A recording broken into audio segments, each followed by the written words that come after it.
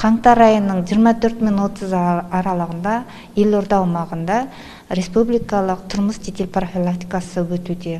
Жедел профилактикалық іс-шараның аясында бүгін уақытша оқшаулау орталығына келіп тұрмыз. Агрессорлар мен республикалық әкелер одағының төрағасы мен кездесу өткіздік. Бұл кездесудің жаңағы тартымды өткенін өздеріңіз байқадыңыздар.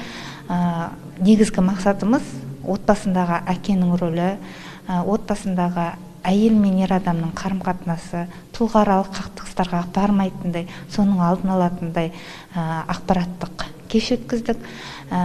Бүгінгі қатысушылардың барлығы алынған ақпаратқа кәдімгідей ойланып, зер салып отырды, кері байланыс болды, қосымша сұрақтар қойылды. Сол сұрақтардың барлығына тұшымды дұрыс жауаптар берілді.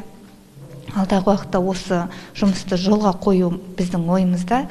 Осы жалпы отбасылық тұрмыстық жағдайда кикілжіңдер орын алған кезде көбінесе біз әйел адамдармен жұмыс жасаймыз да, ер адамдармен жұмыс жасалмай қалатын.